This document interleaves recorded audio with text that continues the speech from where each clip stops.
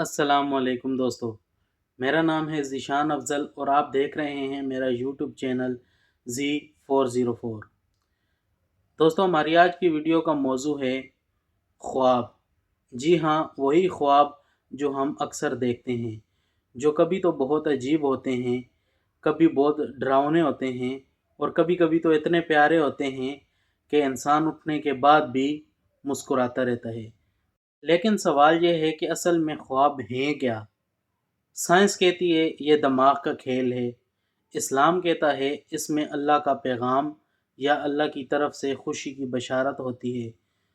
जबकि हिस्ट्री में अगर देखा जाए तो मुख्तलिफ़ कौमों ने इसको एक अलग ही एंगल से देखा है। तो चलिए सबसे पहले देखते हैं कि साइंस का नज़रिया या नुक्ता नज़र क्या है। साइंस कहती है हमारी नींद की कुछ स्टेजेस हैं। सबसे पहली स्टेज को डोजिंग ऑफ सुस्ताना कहा जाता है। दूसरी स्टेज आती है हल्की गहरी नींद। उसके बाद तीसरी स्टेज गहरी नींद। उसके बाद एक स्टेज आती है जिसे रैम कहते हैं, रैपिड आई मूवमेंट। ये वो स्टेज होती है जिसमें हमें ख्वाब नज़र आते हैं। इस स्टेज में जिस्म तो सो रहा होता है लेकिन दिमाग के अंदर एक अलग ही सिनेमा चल रहा होता है। साइंस कहती है कि दिमाग दिन भर के ख्यालात और इमोशंस को सॉर्ट करके अलग अलग कम्बिनेशंस बनाता रहता है। इसीलिए आपने देखा होगा कि ख्वाब का अक्सर सर पैर नहीं होता। के तौर पर अगर आप दिन को एग्ज़ाम्स के बारे में सोच सोच कर सो जाते हैं तो आपको ख्वाब में एग्ज़ामिनेशन हाल नज़र आएगा, या दिन में आप किसी शख्स के बारे में सोच रहे हैं तो रात को ख्वाब में अक्सर आपको वो शख्स दिखाई दे। और क्रिएटिविटी का भी ख्वाब के साथ बहुत गहरा ताल्लुक़ है। अक्सर बहुत बड़े बड़े साइंसदानों को उनके आइडियाज़ ख्वाब में ही मिलते हैं। अब थोड़ा इस्लामी नुक्ता नज़र से देखते हैं। इस्लाम में ख्वाब की 3 किस्में बयान की गई हैं: रहमानी ख्वाब, नफसानी ख्वाब और शैतानी ख्वाब। पहले देखते हैं कि रहमानी ख्वाब कौन से होते हैं। रहमानी ख्वाब वो ख्वाब होते हैं जिनमें अल्लाह की तरफ से गाइडेंस या खुशी की बशारत दी जाती है। उसके बाद आते हैं नफसानी ख्वाब।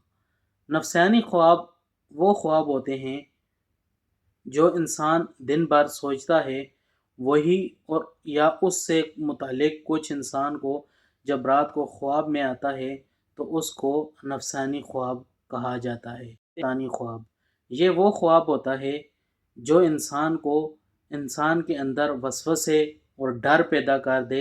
इसको शैतानी ख्वाब कहा जाता है। हमारे नबी करीम सल्लल्लाहु अलैहि वसल्लम ने फरमाया, जब कोई अच्छा ख्वाब देखो तो अल्लाह का शुक्र अदा करो और अपने प्यारों और दोस्तों को सुनाओ, और जब कोई बुरा ख्वाब देखो तो औज़ु बिल्लाहि मिनश शैतानिर रजीम पढ़ो और अपने बाएं तरफ फूंको और इसके बारे में किसी के साथ भी ज़िक्र मत करो।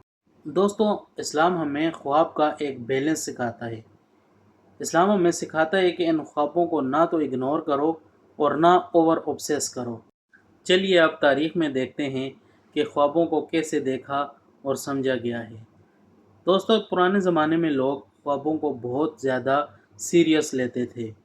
जैसा मिस्री लोग समझते थे कि ख्वाब जो हैं वो उनके खुदाओं की तरफ से पैगाम हैं। और इसी तरह ग्रीक फ़िलासफ़र एरिस्टोटल कहता है कि ख्वाब जो हैं वो सिर्फ़ दिमाग का एक रिएक्शन है।